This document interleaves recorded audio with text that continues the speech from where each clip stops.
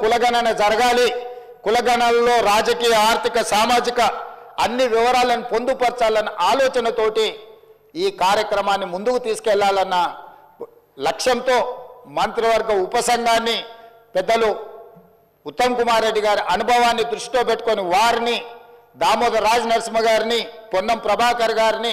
దుద్దిల్ల శ్రీధర్ బాబు గారిని, సీతక్క గారిని కమిటీలో పెట్టి ఈ ప్రక్రియను మొత్తం ముందుకు తీసుకువెళ్లే ప్రయత్నం చేసినాం. ఈ ప్రక్రియలో భాగంగా బీహార్, అంతకుముందు కర్ణాటక రాష్ట్రాలు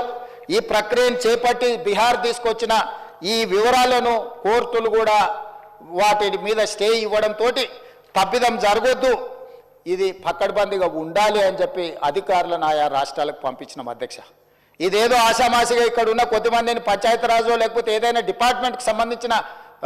క్రింది స్థాయి ఉద్యోగస్తులను పంపించే వివరాల సేకరణ కాదు అధ్యక్ష.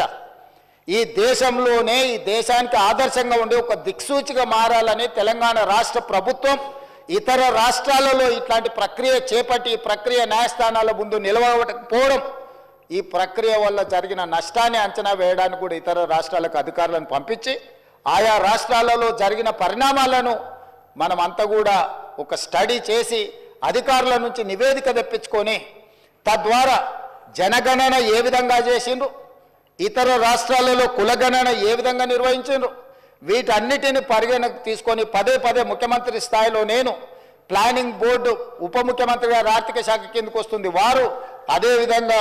మా cabinet sub committee chairman Uttam Kumar Reddy గారు వివిధ సందర్భాలలో చీఫ్ సెక్రటరీ గారితో సహా 12 సార్లు సమావేశాలు పెట్టి సమీక్షలు చేసి అధికారులకు సూచనలు చేసి ఒక పక్కడ్బందీ ప్రణాళికతోటి ఏ విధంగా అయితే జనాభాను మనం లెక్కిస్తామో ఆ రకంగా మొట్టమొదట ఇండ్ల వివరాలు సేకరించే కార్యక్రమం చేపట్టిన అధ్యక్ష. ఈ తెలంగాణ రాష్ట్రంలో ఉన్న పాత 10 ఉమ్మడి జిల్లాలలో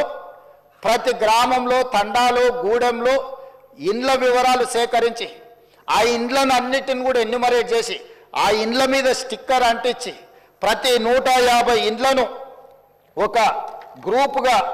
అంటే అధ్యక్ష మ్యాపింగ్ చేసి ఇట్లా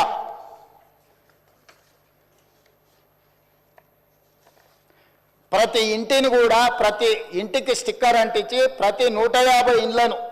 ఇట్లా మార్కింగ్ చేసి ఈ రకంగా 150 ఇండ్లను ఒక యూనిట్ కింద ఒక బ్లాక్ కింద గుర్తించి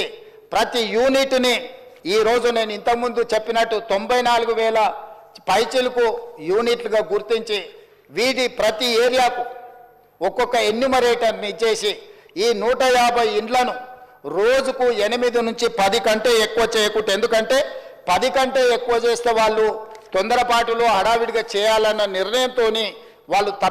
తప్పర్లు జరగడానికి అవకాశం ఉంటుందని చెప్పి వివిధ డిపార్ట్మెంట్లకు సంబంధించిన వాళ్ళు, teachers, agriculture extension officers, Anganwadi teachers, IKP, ఏపీఎంలు, bill collectors and assistant bill collectors, ward officers, Indira Kranti పథకం book keepers, chairman, environment engineers, Panchayati Raj secretary, junior assistant, record assistant, typist, work inspector, ఇట్లా ప్రభుత్వంలో ఉన్న వివిధ శాఖలకు సంబంధించిన అధికారులను ఈరోజు మనం వాళ్ళందరినీ పెట్టి ప్రతి ఇంటికి ఇలాంటి స్టిక్కర్ను అంటించిన అధ్యక్ష. మొదటి 3 రోజులు ఈ రాష్ట్రంలో ఉన్న అన్ని గృహాల యొక్క వివరాలను సేకరించి ఆ వివరాలన్నిటిని కూడా ప్రతి ఒక్కరి ఇంటికి ఇట్లా స్టిక్కర్ అంటించి ఫస్ట్ ఇండ్లను గుర్తించడం జరిగింది అధ్యక్ష. ఆ తర్వాత ప్రతి ఇంటికి మన ఎన్యూమరేటర్లు వెళ్ళి ఇట్లాంటి అప్లికేషన్లు తీసుకెళ్ళి అధ్యక్ష ప్రతి ఒక్కరి వివరాలు వాళ్ళందరితో సేకరించి 8 పేజీలల్లా అక్కడికి వెళ్ళి వాళ్ళతో మాట్లాడి వాళ్ళు ఇచ్చిన సమాచారాన్ని తీసుకొని వాళ్ళ సంతకాన్ని కూడా కుటుంబ యజమాని పేరు, మొబైల్ నెంబర్తో సహా సంతకం వాళ్ళు తీసుకొని, ఎన్యూమరేటర్ సంతకం తీసుకొని, సూపర్వైజర్ సంతకం తీసుకొని ఈ రకంగా సమాచారాన్ని 8 పేజీలలో పూర్తి వివరాలతో కూడుకున్న వాళ్ళ పేరు, తండ్రి పేరు, వాళ్ళ కులము, వాళ్ళ ఆర్థిక స్తోమత, వాళ్ళ విద్య, గతంలో ప్రభుత్వం నుంచి ఏమైనా పథకాలలో లబ్ధి పొందినరా, గతంలో రాజకీయపరమైన రిజర్వేషన్లు ఏమన్నా పొందినరా, ఇట్లా పూర్తి స్థాయిల వివరాలతోటి ఆ కుటుంబం యొక్క వివరాలు తీసుకున్నాం అధ్యక్ష. ఇవన్నీ మాన్యువల్గా సేకరించి 76,000 మంది డేటా ఎంట్రీ ఆపరేటర్స్ని పెట్టి ఏ ఎన్యూమరేటర్ అయితే 150 ఇండ్లకెళ్ళి చేసిండో అతనే డేటా ఎంట్రీ ఆపరేటర్ దగ్గర కూర్చొని ఒక్కొక్క పేజీ తీసి కంప్యూటరీకరణ చేపించి పూర్తిగా ఈ డేటానంతా కూడా 76,000 మంది డేటా ఎంట్రీ ఆపరేటర్లు 36 రోజులు కష్టపడి ఈ మొత్తం అంతా కూడా క్రోడీకరించింది అధ్యక్ష ఈరోజు ఇంత పకడ్బందీగా ఇందులో ఉండే పని చేసే వాళ్ళకు కూడా ఉద్యోగస్తులకు కూడా వాళ్ళకు ఒక బుక్లెట్ అధ్యక్ష రాష్ట్ర స్థాయిలో ఎన్యూమరేటర్లకు శిక్షణ ఇచ్చినాం, ఆ తర్వాత జిల్లా స్థాయిలో సూపర్వైజ్ చేసే వాళ్ళకి శిక్షణ ఇచ్చినాం, ఆ తర్వాత మండల స్థాయిలో పనిచేసే వాళ్ళకి ఇచ్చినాం, ఆ తర్వాత ప్రతి 150 ఇండ్లకు వెళ్ళే వాళ్ళకు కూడా శిక్షణ ఇచ్చి ఎక్కడ తప్పు జరగకుండా ఎలాంటి ఇబ్బంది జరగకుండా వాళ్ళకు ఒక బుక్లెట్ ఇచ్చి ఒక మాన్యువల్ అంటే గైడ్ లైన్స్ లాగా ఒక పుస్తకం ఇచ్చి అధ్యక్ష వాళ్ళందరినీ కూడా వాళ్ళకి శిక్షణ ఇచ్చి ప్రభుత్వం పకడ్బందీగా వీళ్ళందరినీ కూడా వినియోగించుకున్నప్పుడు వాళ్ళందరికీ కూడా జీతభత్యాలు ఇచ్చినాం అధ్యక్ష. అంటే ప్రభుత్వ ఉద్యోగులైనా జీతమే కాకుండా అదనంగా పనిచేయించుకున్నందుకు కూడా వాళ్ళకు జీతభత్యాలు ఇచ్చి 160 కోట్ల రూపాయలు ఖర్చు పెట్టి ఈరోజు ఒక నిర్దిష్టమైన పకడ్బందీ సమాచారాన్ని ఈరోజు సేకరించిన అధ్యక్ష